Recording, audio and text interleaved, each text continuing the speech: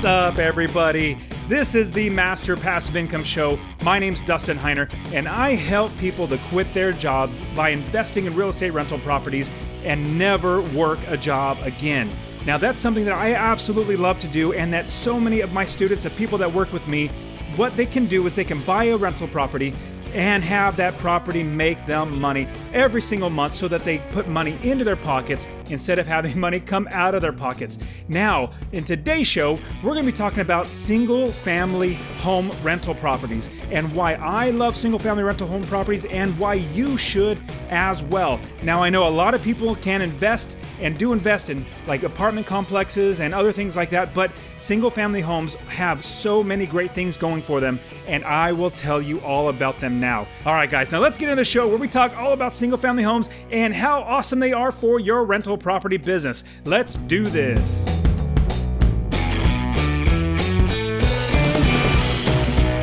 Welcome to the Master Passive Income Podcast, where we talk about all aspects of real estate rental properties with a special focus on making enough money so you can quit your job and live the dream life. And now, here is your host, Dustin Heiner.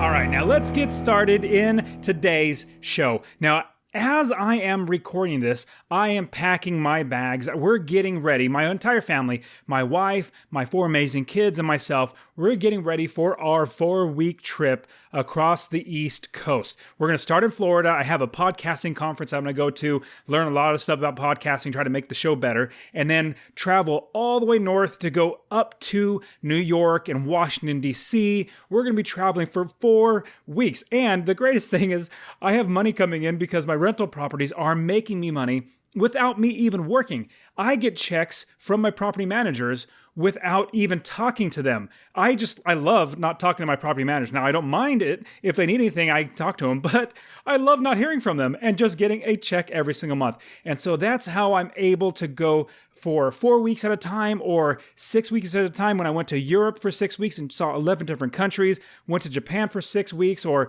you know, what's actually even funny, after I get back with the family from our 4-week trip across the East Coast, I'm actually going to go to Alaska like 4 days later. A buddy, actually 3 buddies, we're going to go up to Alaska, go fishing and hunting. It's going to be a great time. We're going to be gone for another week. And so basically for almost 5 weeks, I'm going to be traveling, having a great time. But I will be doing my podcast in every single state that I go. I love doing the podcast. I love talking with you guys and sharing with you how you can quit your job with real estate rental properties. And that's what I like to do is I take all my gear, basically just a laptop and a microphone, and anywhere I'm at, I can actually do a podcast. So hopefully in the next, 3 or 4 weeks, you'll be getting podcasts from me literally on the road, traveling from state to state and seeing and doing so many great things, like going to the Smithsonian's. I know there's 5 or 6 different ones. They're huge and awesome.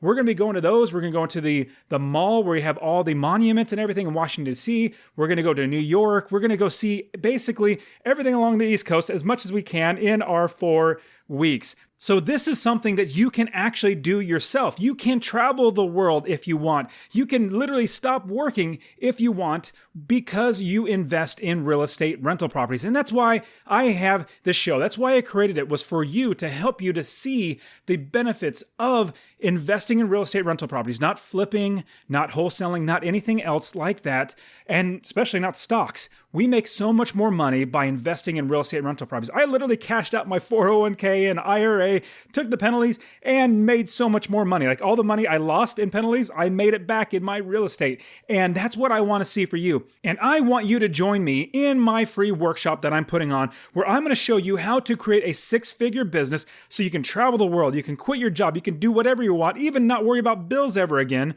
I'm going to show you how I did it and exactly how you can do it as well. So go to freeinvestorworkshop.com, freeinvestorworkshop.com, and get in there and sign up for my workshop that I will be putting on. All right, guys. Now, as we're getting started, we're going to be talking about single-family homes. When you start investing in real estate, the easiest way to purchase a property is with a single family home. Now, buying an apartment complex, it costs a lot more money. There's a lot more involved. Plus, just getting a loan, you have to have experience. You have to have lots and lots of things. There's a whole ball of wax when you get into apartment complexes. We're not going to get into that. But what we're going to get into today is the single family homes and the benefits that come with them and all the great things about single family homes and how that is the best place for you to start investing in real estate rental properties. Now, a single family home can actually be up to 4 units when it comes to a conventional loan. Now, if you were to buy a single family home, most people have done it, or it's pretty easy for you. You just call up a realtor, find a mortgage broker, and then buy a single family home if you're going to live in it yourself. Super easy. Now, if you bought one and then rented it out, it's a little different because you might have a little bit of a different mortgage and all that sort of stuff, but it's basically the same thing. Just like getting a conventional loan for a duplex or a triplex or a fourplex, they're all considered conventional loans. Now, once you get to that fifth property turns it into a multi-family property. That's where you get a commercial loan instead. So instead of it being in your name, the bank requires it to actually be in the company's name instead of your name, which us as investors, we really appreciate that or like that because it takes liability off of us, puts it on our company, which is great. But now talking about having a conventional loan, it is so much easier to get a conventional loan than it is to get a commercial loan. If you just have a regular W-2 paying job, a job where you get a paycheck, that's what I mean, W-2, that's your tax form. So if you have a job where you make money just in a general way that most people would, banks are going to lend to you. They realize that, hey, Joe Smith over here, he's got a job and he's going to be able to pay back the mortgage. So let's go ahead and give him a mortgage and put him in there. They make money by lending money. Now, what's great about the conventional loan, and if you go back and listen to my house hacking episode, and I'll put that link inside the description, I believe it's masterpassiveincome.com/house hacking. I show you how you can use an FHA loan with 3.5% down and buy a duplex, a triplex, or a fourplex and live in one of the units and then rent out the other 1, 2, or 3 units and get paid to live in your own place and make money on top of that. So if you're getting a conventional loan, you can even get an FHA loan, which is 3.5% down. Doesn't that sound amazing? Like, let's say you found a fourplex, or let's say a duplex. A little easier. It's a little harder to find a fourplex, but let's say you found a duplex and you bought it for $200,000. Well, 3.5% of $200,000 is $7,000 down. Can you believe that? I mean, that's fantastic. That's only $7,000 to buy a property that you can live in, and then you could also have somebody else live in the other unit, paying you money to live in there. So that is what's great about a single family home up to 4 units, is that you can have a conventional loan. That's the first thing. Another great thing is the higher cash flow that can come into your pocket. Now, when you have multi-units or you have 50, 60 apartment complexes, you have economies of scale, which is great, but your profit per door goes down because you can command a higher premium with a single family home. Basically, you could rent a single family home, let's say in an area, you could rent it for $1,500. And it's a 3-bedroom, 2-bath. But you could rent an apartment that's 3-bedroom, 2-bath, basically the same size. If it's $1,400 for the single-family home, you might be able to rent it for $1,200 or $1,100 because it's an apartment. It's not a full single-family home or a place that somebody would want to live. They're going to be living next to people that they possibly don't want to actually live next to, which would be, I know that I will never live in an apartment complex because I just don't want to. I don't want to live around people. I'm more of I want to be in my own house, my own yard, and all that sort of stuff. And that's the way people think. And so the people living in apartment complexes, they pay less because there's less demand for apartment complexes, more demand for a single family home. So you get higher cash flows just in general because the demand is higher. More people want to live in single-family homes. So when you have a rental market of families that want to live close to a school, it's easier to find homes or single-family homes close to a school than you can apartment complexes. Usually, houses can literally be on the opposite street of a school, like right across the street or really, really close. But apartment complexes can get further out. So you have a better ability to rent it at a higher premium and actually keep it rented easier with a single family home. And now another one is a lower barrier to entry with a lower purchase price. See, if you're going to buy a 50-unit apartment complex, you're going to probably have to have $2 million to put down on the property. I don't have $2 million to put down on the property. I'll easily say that. I know you probably don't either. What I would do though is I would get other investors to invest with me, but that's neither here nor there. What I'm talking is about if you wanted to buy a $200,000 home and you put an FHA loan on the property, a conventional loan of 3.5% down for a $200,000 home, that's only $7,000 out of your pocket. Now, I know, and I completely agree, $7,000 is a lot of money. Like, even to me, I know that $7,000 is a lot of money. If you've listened to the show at all, like, you know, I am very frugal. In fact, I was so excited. I usually, pausing this thought, hopefully I'll get back to it, the lower barrier to entry, but I'm so frugal that when I work out, I love doing Olympic lifting. I do CrossFit as well. And I go to Walmart to buy my shorts to work out in, because they're not, I don't care if they look good or not, like fit okay, and I work out in them. So I've never bought actually good shorts. I usually spend like $5 to $7 on a pair of shorts. And so I actually was saying, you know what, it's time. I need to buy some shorts that have the American flag on it. I love the American flag and I want to buy some shorts with it. So I found a company that had American flag shorts that were workout shorts, and they were $50 or $58. But I bit the bullet. I have plenty of money, but I'm not a spender. So I bought those shorts. They look fantastic. I love them. And what was great is I got put on their mailing list. And in being on the mailing list, I got an email this month and they said, "Hey, Dustin, you actually just won our sweepstakes, or the monthly newsletter where we give a gift card to the one person a month. And we found you, and you get $250 worth of apparel from us. And the company's called Born Primitive. I really, really like their shorts. They were fantastic, so I bought a couple more. But usually buying Walmart shorts, now I got a $250 gift card from this company. And I was like, you know what? I'm going to talk about them on the podcast because everybody knows I'm super frugal. I was so excited. And now I'm going to be going to this company because they are fantastic. They give me $250, but I'm going to keep buying from them. So with a lower barrier to entry, you guys know that I'm frugal. I know that $7,000 is a lot of money. I completely understand that. Now, with you buying your first rental property, if you have a lower barrier to entry, being $7,000, or if you're able to buy a $100,000 home and put an FHA loan on it, that's only $3,500 that you can get a property to live in for a year, then move out and have somebody live in it and paying you rent every single month. You don't have a huge dollar amount coming out of your pocket to start up the business. That's a great reason why you should start with single family homes. Now, on to the next subject. And as I was just talking about a little bit earlier, the supply and demand for your single family home rental is great. Not just for renting though. You got to remember that when you're selling the property in the future, let's say you want to be like Monopoly, trade up one property for another property, then trade that property for another property and keep working your way up, you can absolutely do that. And so the supply for the rental of your single family home is greater, and the supply for buying the single family home is greater. And on top of that, there are so many more single family homes than there are multifamily that it makes it so much easier. The price point comes down. You can find so many great deals on great properties. I've bought properties from wholesalers, from realtors, from investors off of Craigslist. I've bought them every which way because there are so many properties out there, and you're buying them just a little bit distressed where you just, slap some paint on the walls, put some new flooring in, and hey, it looks great. So we can rent it out. So the supply and demand for your single family home is much, much greater than any other type of property that you're going to buy. And I can't stress that when you actually go to sell the property, you're not only just going to find investors. When you are selling an apartment complex, you're only going to be selling to investors. Now, when you're selling a single family home, you're going to be selling to investors as well as homeowners. And you want to sell to homeowners because they're going to want to get or pay top dollar for it. Investors like us, we're cheap. And so we want to buy it for cheaper.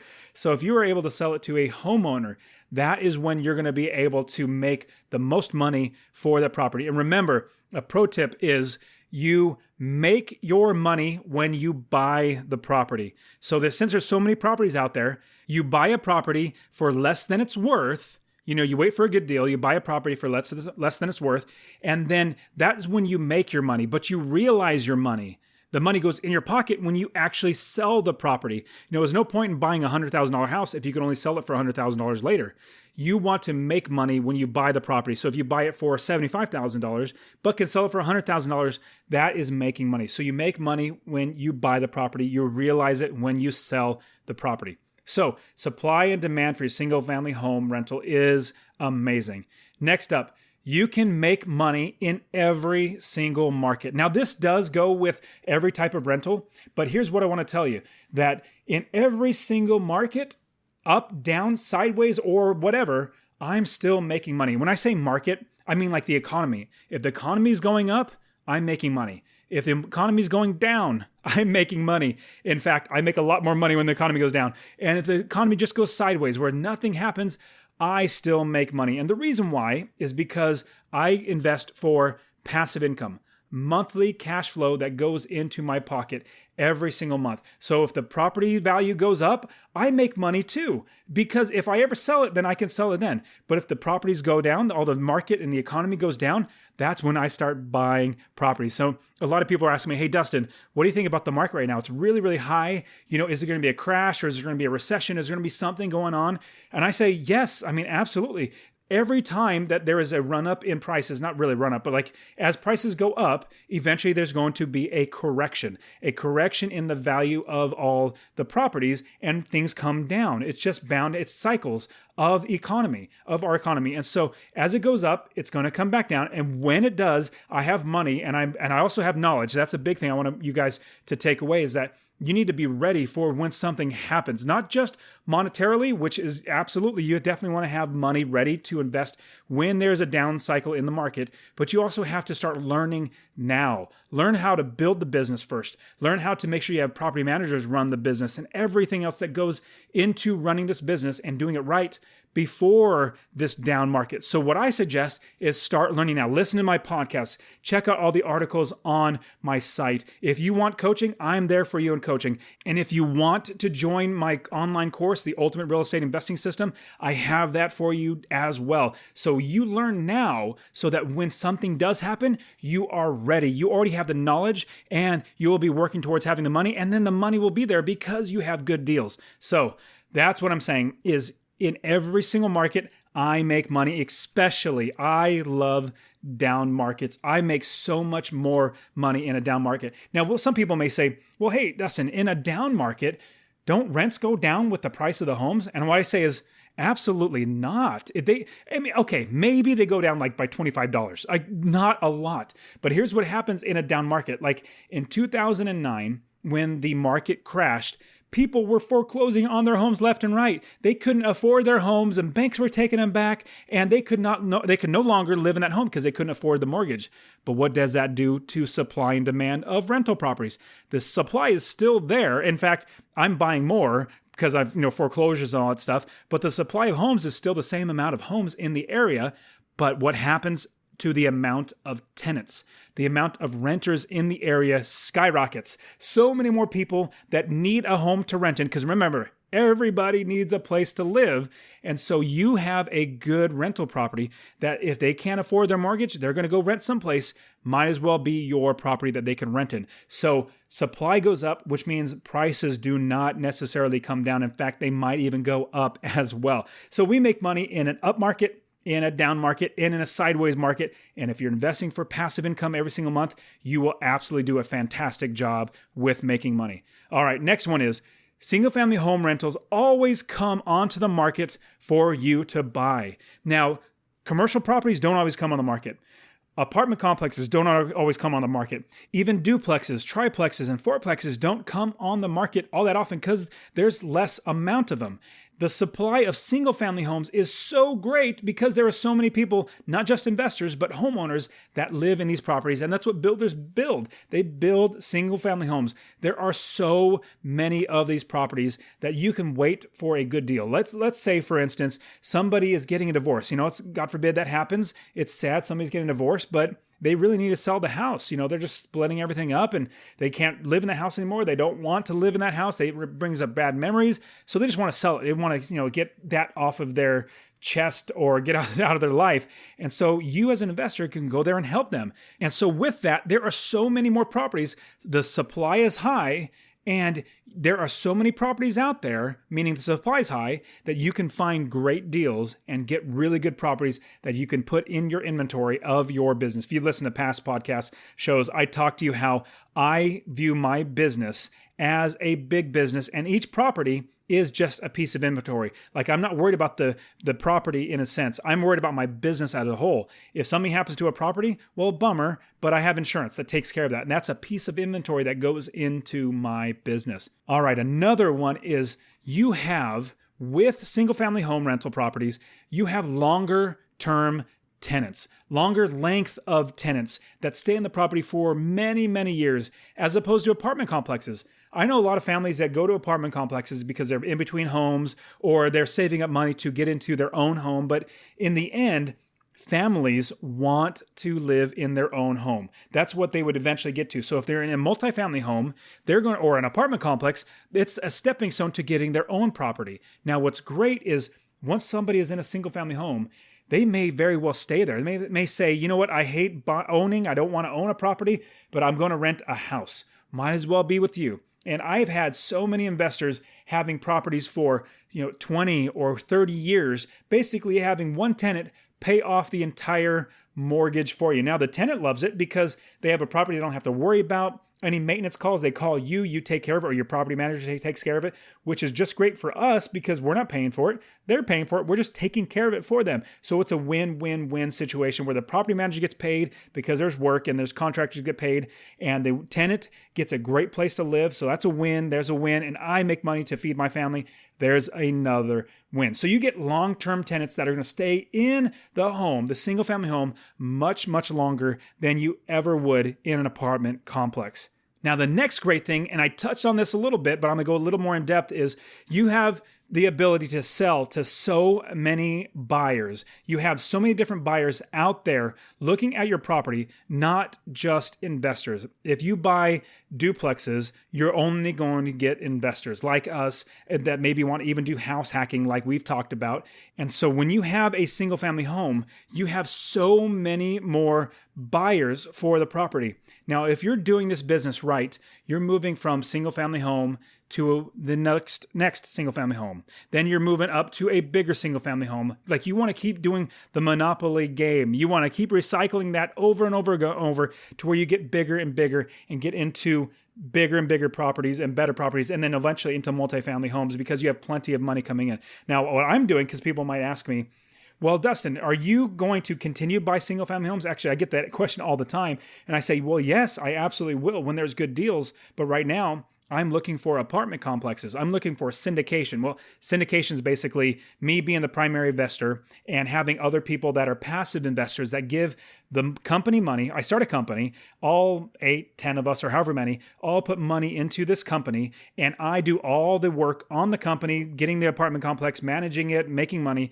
and then I pay out my investors once a quarter, and so they make money. So anyways, that's syndication. That's what I'm going to. But because I have 30 plus properties, it's like, how many more properties do I need? Well, it's time for me to, like Monopoly, go from the house to another house, then eventually go to a hotel. And that's where you make a lot of money because there's more doors in general. Plus, you get other people investing their money with you, where you have much more money to buy a bigger property than if you did have the money coming out of your pocket by yourself. Another great thing is that the single family homes, the prices to buy those are so much cheaper than if you were to buy an apartment complex. The downside with getting an apartment complex is it costs so much money out of your pocket, whereas a single family home, even if you had to put a 20% down payment to get the property, 20% of $100,000 is only $20,000.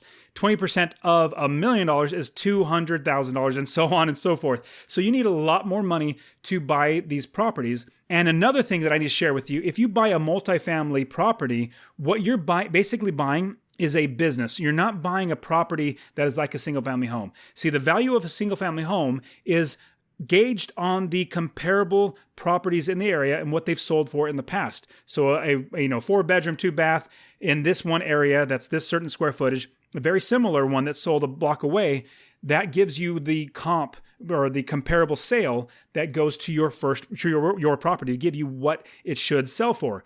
A multifamily property doesn't work like that because there aren't comparables. So what they do is they base it on as a business. How much money does this property make? Like if it's 70% occupied and you're not getting as much money as you should, if the property's not worth that much. If it's 95 or 100% occupied, it's going to be worth more. So it's a different type of property and a different way they gauge how much it should be sold for. So you have cheaper properties with single family homes, and the comparable sales in the area show that the property should be up or down. So in my opinion, single family homes are going to be so much easier for us to jump into to start right away. Another great thing is that tenants seem to value and take care of and make sure it's well respected, and they actually have pride of not really ownership because they don't own it, but when they live in a single family home, they take much more care of it, better care of it than if it were an apartment complex. I know when I was younger, lived in an apartment complex, and nobody really cared about the apartment complex,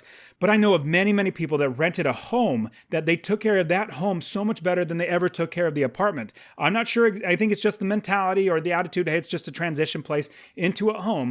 But when they live in a single family home, they take care of it. They mow the lawn. They make sure that things are not disheveled and taken apart, or at least I hope so. Hopefully you're screening tenants. That's the big thing. Make sure, and a huge pro tip, everybody knows this because I say it over and over again, screen every tenant. You want to do a background check. I personally use Cozy in all the properties that I manage myself. When I do background checks, I go through Cozy. So I use that software to manage all my properties myself. Other than my property managers, when they manage the property, I have their own software. But I use Cozy, and Cozy does a great job. If you want to get Cozy, go to masterpassiveincome.com/COZY, Cozy. And that's going to get you into Cozy. It's a free service. I absolutely love it because it's free. You know me, I'm frugal. So it's free. They make their money when they do background checks because they're listing your property for you. They're going to do background checks for you, and they're going to make money in that regard. So it costs you zero. It's free. And so what's great about this, it's free, and it has everything you need to run your property. Now, next up is you have simple management over one property. Now, if you have 50 properties, not only have to worry about the tenants, but what about like stairs? If stairs are going up to the second floor, if those stairs are breaking, that's a liability. You got to take care of those. There's more furnaces, there's more roofs, there's more everything that you got to take care of. There's a lot more entailed. And sometimes if you get above 30 to 40 units in an apartment complex, there are so many things that you need to account for that you then hire an on-site manager to manage everything, manage people coming in and people going out. There's so much more entailed. There is such a simple management style when it comes to single family homes. I have a single family home that I manage that the tenant's been there for 2 years. I don't really do anything. They just keep paying me money and I manage it myself because it's so easy. I had a property manager. I realized, why am I paying you money? These tenants are fantastic. So I got rid of them and just kept the property under my own management, save $100 or a little bit more every single month. It's really, really great. So that's such a simple management style when you have a single family home. Also, you're going to get better quality tenants. Better quality tenants because people that go into single family homes, they don't have the same mentality as those who are in an apartment complex. And so people who live in single family homes can eventually pay more because remember, it costs more to live in a single family home as opposed to a apartment complex. So if somebody's living in a single family home, they afford more. Maybe they have a better job. Maybe they have a better job because they have a better attitude and all that good stuff. And so you have better quality tenants. And when you run the background checks on these tenants, you're going to find tenants that have not the best credit rating and credit score. But if you have a single family home, you're going to get ones that have better credit scores, better credit ratings. So you're going to get better quality of tenants. Also, your tenants are not going to be sharing walls next to each other. Now, I know I talked about duplexes, triplexes, and fourplexes, but if you stick to just a single family home, one that is just a single family home, you're not going to get bugs going from one side of the duplex to the other. I had a duplex that had a tenant that brought in bed bugs, somehow got bed bugs, but it was a duplex. It was a side-by-side duplex, and bugs went over from that side to the other side because it's just a thin wall that's separating the two. And so bed bugs went to both. Oh, it was horrible. I had to take care of that. So that's another downside about having duplexes or multi-unit. If you have a single-family home, you just have one property that they don't, cross over. So Tenants aren't sharing walls. They're not getting upset. They're not saying, hey, this guy's loud and complaining to you. You don't have to deal with any of that stuff. And so again, it goes back to having simple management. Because tenants are not sharing walls, they become better quality tenants. Also, along with that, you have less maintenance costs. All the costs that go into maintenance, they go even less and less because you have a single family home. You have less square footage than if you have, a duplex, triplex, or fourplex, or if you have an apartment complex, less things to actually take care of. You have a single family home where one person's in there. Usually you'll have somebody that has something that goes wrong. And it just turns out that as the maintenance calls come in, usually it's something very minor, and rarely does it happen. If you buy a newer home, you're going to have so fewer expenses for maintenance because the property is well taken care of. It's already basically new or relatively close to new. That's going to take a while for that to eventually actually get bad, and they're going to have to replace it and have maintenance issues. So you're going to have less maintenance costs in general. Plus, single-family homes aren't as big as duplexes, triplexes, or fourplexes, or big apartment complexes. So maintenance costs in general are lower. Now, here's the last thing I'm going to give you. You don't need a property manager when it comes to a single-family home. Now, I know people are going to be saying, hey, Dustin, if I live right next to my property or they're like 5 miles away, of course I'll manage my property. What if they're 1,000 miles away? Can I actually manage my properties myself from thousands of miles away? I'd say absolutely. I've got so many properties that I manage myself for various different reasons. And I have actually the Cozy software, like I just told you, handles all the management software and it handles everything. And I manage my properties myself. Remember when I said build the business first and then put that piece of inventory, which is that property, into the business? I built the business first. So I had my own contractors, realtors, handymen, inspectors, plumbers, roofers, electricians. I had everybody already ready. So when anything does happen, if they call me up or send me an email, hey, Dustin, this is what's going on. Usually it's a text nowadays. It's actually been a lot of text from my tenants. So they say, hey, Dustin, this is what's going on. And I get somebody out there right away to take care of the property. I manage it myself. Well, number one, I don't have a job, so I got plenty of time. But my single family homes, I take care of them well. So there's very few things that go wrong. Just like I said, there's lower maintenance costs. On these properties, there are lower maintenance costs because there's less things to do, and so I don't need a property manager. But I will say, I love property managers. Everybody should get a property manager until they are seasoned. Once they have a few properties, maybe 5, 6, 10 properties under their belt, and they can manage the properties themselves, then do that. But definitely get a professional property manager. They're going to hopefully implement good business strategies so you make money every single month instead of losing money.